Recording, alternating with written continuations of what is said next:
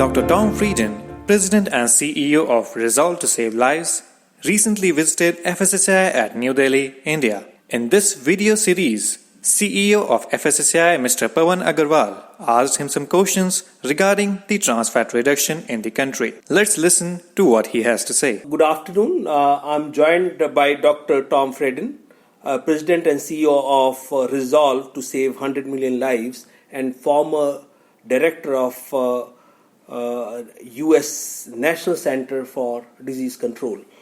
So Tom, welcome to FSSAI. We were meeting after a few months. So what do you see action on the trans fat scene in India? Well, first, it's great to be back in India, and it's wonderful to see the progress on trans fat. India is one of the first countries in the middle and low income group to take action to get rid of this artificial, toxic substance from our food supply. And India had a very large burden, as far as we know, of trans fat, and your draft regulations are international best practice. So I really wanted to congratulate you and Minister Frieden for your leadership in this issue, because when implemented, these regulations will not affect the taste or the quality or the cost of food, but they will reduce the number of heart attacks. They will reduce your healthcare expenses, and they will eliminate this toxic contaminant from the food supply. And fundamentally, only your heart will know the difference. Oh, wonderful. So I believe that in your previous role, you were responsible for a similar activity in New York City. Can you tell us a little more about that? Yeah, before I became director of the United States Centers for Disease Control and Prevention, I was health commissioner for New York City. And there we tried a program to address trans fats because we regulated all 24,000 restaurants in the city.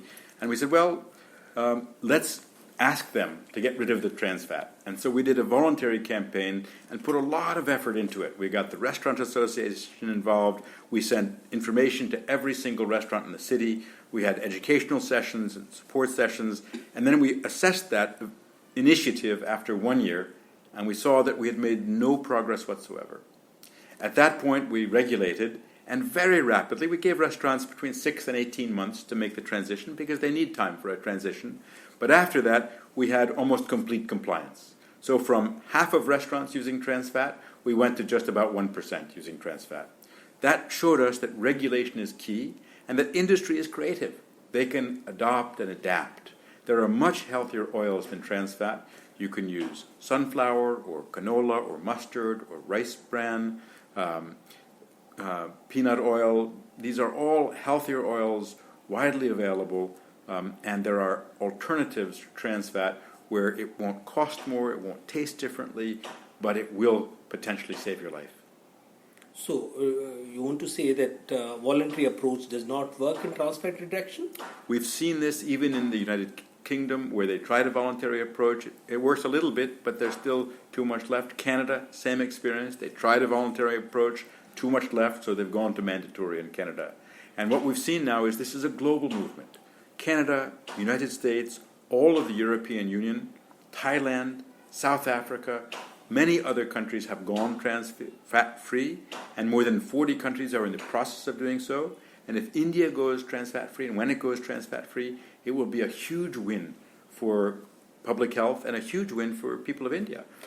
So while we have regulations in place for edible oil and fats, so do you think bringing processed food and prepared food within the ambit of trans fat regulation is the key to success? What we see mostly is it's in the processed foods. It's mostly not what people consume at home, but it needs to be everywhere. There's no reason we shouldn't have a level playing field. That anywhere you eat, you shouldn't have to worry about food contaminated with bacteria. You also shouldn't have to worry about food contaminated with trans fat. Our food should be safe and healthy, whether it's in a restaurant, in a supermarket, or what you buy to make at home. So would you recommend that India should also focus on regulating the processed food?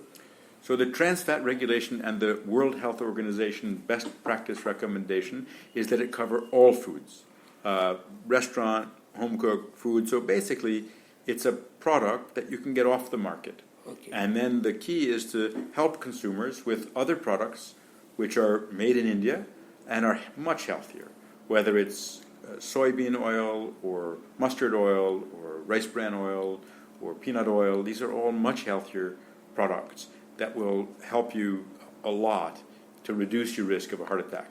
There's increasing evidence of the risks around trans fat. It's clearly proven to cause heart attacks. There's some evidence that may increase the risk of diabetes, and just released was some pretty strong evidence that may increase the risk of Alzheimer's disease and dementia. So it's a bad product, and we need to get it out of the food supply. Oh, that's so. Now, fortunately, we have a regulation, a draft regulation on the processed food as well, and which should get finally notified in the next 3 to 6 months, and thereafter, industry will have some time for transition, and we should have more robust regulation on the industrial trans fat for processed food in addition to edible oil and fat. So, before we close, any last comments on way to elimination of trans fat?